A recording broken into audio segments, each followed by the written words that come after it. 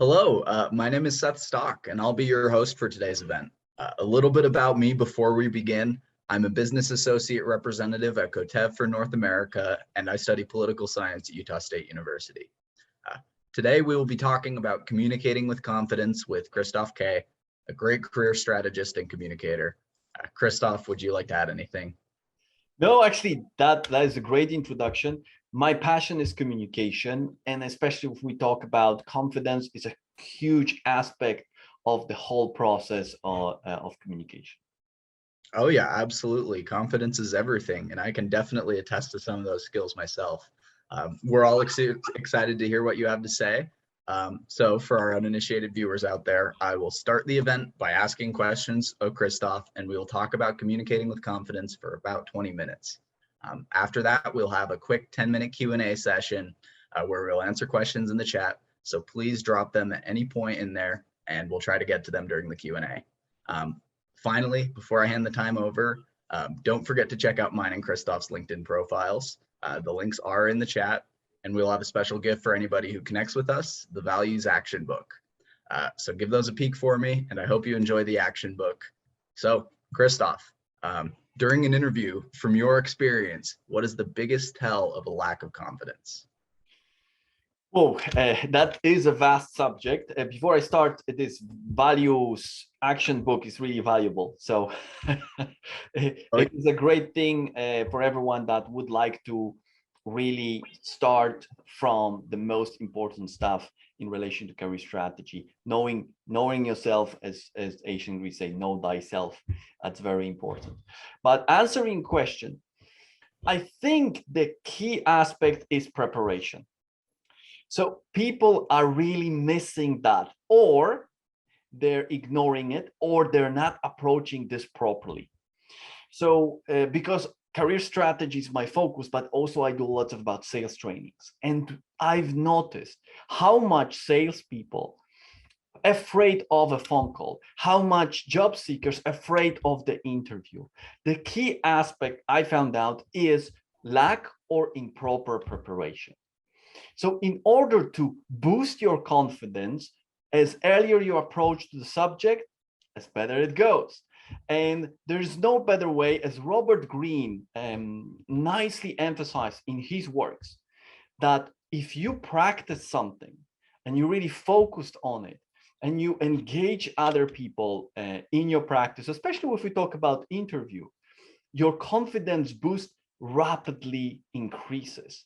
So I would say prepare and then practice. Now, if we talk about preparation, it's very vague and very general. So this is actually a subject for a specific separate talk.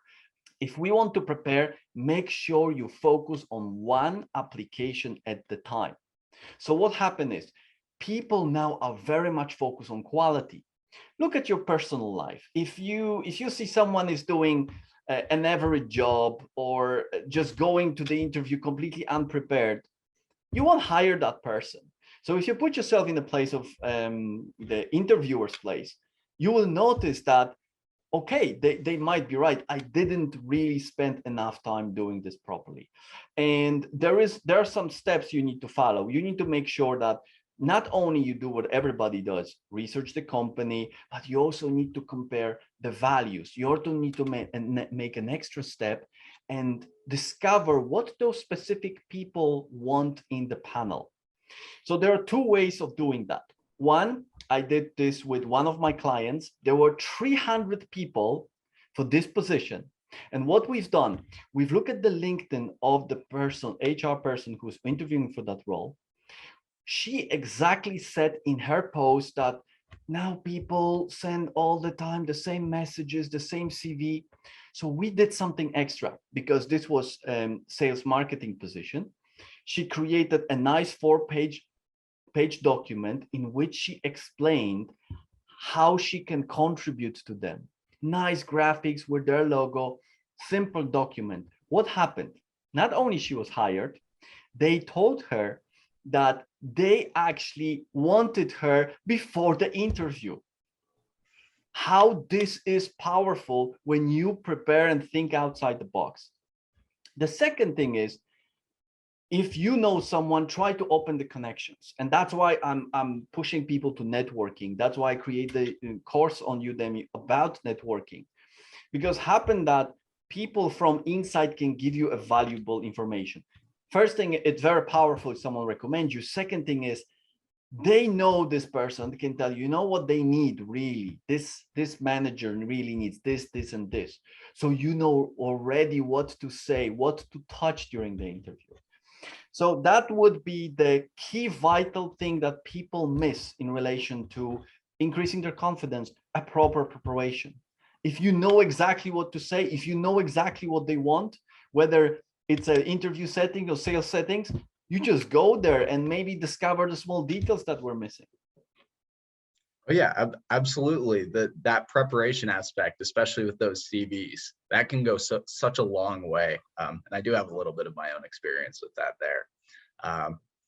But so for our next question, from your experience, Christoph, what would be the best way to increase your confidence going into an interview for us nervous folk out there? And that is a very good question. And of course, except preparation, let's say you have little time. And I had an incredible talk with James Sweetman, also a very famous coach in Ireland. You can find it on YouTube. And he emphasizes there are certain aspects of confidence that actually it's a bridge between the confidence and what you want to achieve on the interview. And this is calmness and courage. So you want to really to be calm on the interview. And what he suggests to do is something that we very much know about, is control your breathing. But very often in the situation, we forget about that. So the key aspect is to be conscious of it. And what I say to people, in order to remind themselves about keeping the breath conscious, and he suggests the double breath exercise. So it's like, do double breath deeper because it's more conscious breath. And you ask for a glass of water. When you see yourself that it's a situation that you didn't hear, let's say, question properly, you ask them to repeat, and you need a little bit of time, you need the time to breathe, you ask for a glass of water. Excuse me, could I get a glass of water before I answer the question? I just feel dry throat, and they will give you the glass. And this is a great opportunity time for you to think about the question and calm down a little. Another exercise he suggests, and I found very useful, is when we come to interview, we need a little bit of courage, and courage is part of this confidence. And how to find it? He said, in our life, we have a lots of great examples that we were courageous as people. And before entering the interview, he said, visualize them. And here I would refer myself to research I've done, and that refers to Harvard study research. They said, if you visualize something long enough, intensively enough, your body will react and you actually become this visualization. So if you think about happy moment, your body starts feeling really happy if it's very intensive. As more intensive is the emotion, the more your body reacts to it. That's why sometimes when we have a very tragic situation in our life and we react emotionally, when you think about it, it affects your body. And the same happens with positive. So that is very important to remember. So I would encourage for you to do those two exercises. Now, of course, it's important to focus in this one on strength, not on your negative, because what he emphasizes also, I saw a lot of in my clients, that they focus on negative scenarios. You need to reinforce the positive. Personally, with imagination and you bringing that reality into a real one, it's a very powerful tactic. It can completely change the state that you're in, and that can totally change your outcome, especially in an interview. And another question I have for you, Christoph. So when do we negotiate the salary? That is a very good question, and very often asked. So there are many different situations. So you can negotiate your salary when you apply for a job. And here you do that when you get an offer, because they already want you very much because they offered you. And really, it's hard for them withdraw. and they would feel very uncomfortable doing that.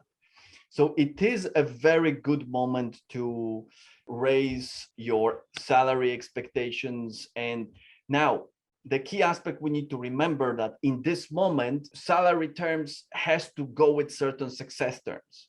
So you need to show, you need to bring an extra argument to this, because I did that and also this and this and this. I think, as you notice in the interview, you take their words, what they said great about you, we want you because of this and this, and you know I can do this and this, and I was feeling like if I could get 3 or 4,000, be say 4,000 when you negotiate for 2 or 3 more, and what do you think about that? Give them this space a little. And I had one client, you can find her testimonials actually on my YouTube, and we were negotiating salary, and it took 4 days, and she was able to negotiate a few thousands up on her salary. So this is one of the moments. The other thing is, this interview is also a great moment to ask very important questions. What does it take to be successful in this company? You make sure, or when you start the role or you talk to your manager for the first time, you write down exactly those indicators he gave you. You need to exactly know what they want in order to get there. They give you the steps. You follow the steps, should be no problem in getting that promotion, and hopefully the remuneration is going with that. Now, another thing we need to remember that it's a strategy. So it's not you just going there and you expect them to accept whatever offer you make. You need to first do 2 levels there. First level is create a great relationship with your manager. And that is a strategy. You need to create this empathy with your boss and do it consciously and gradually over time. And of course, about this, we could have another episode going how you build that consciously based on their goals, and you create initiatives and meetings, and you, with the questions, smartly asking and pacing the meetings towards certain outcomes you want to achieve. For example, you want your boss to reaffirm, oh, if we do that, that definitely would be rewarded in the future. So that's a small commitments on the way. Very, very important. We can refer to great work of Chris Voss, who suggests exactly how to approach to that. And second thing is, you need to have those success factors. So you cannot just ask because of ask or because you've there 3 years. You need to show how to contribute. And if they told you and you constantly building and showing the path, that should be quite easy. And the good thing is to have this, your boss, as a kind of unofficial mentor, that you all the time feed him about your successes. And that's why at the end, if you emphasize that, it would be pretty easy for him, or very hard to refuse and pretty easy to accept your promotion and take you first for consideration. So that is something we need to remember. Oh yeah, awesome. At least in my experience, having a good relationship with your boss makes all the difference. Makes the work environment better, makes it easier, it makes them more receptive for pay raises and other great things like that. But yeah, it's awesome. It is, and especially you have to take consideration, you are in the United States at the moment, so that is the negotiation is even bigger aspect here in Europe. Here depends where, but in Ireland at the moment, companies very much support the employees. There's much more social aspects to it than, for example, in the United States. Oh yeah, so it's an interesting one here. So knowing how to negotiate is definitely a great skill to have in the United States.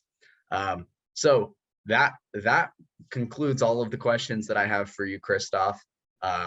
If the viewers have any questions, just drop them in the chat and we'll answer them. We're entering the Q&A. If not, then we'll just move on. I'll check on LinkedIn. I don't see any questions. If you have any questions, you can connect with us on LinkedIn and drop in there. I think that would be the best way.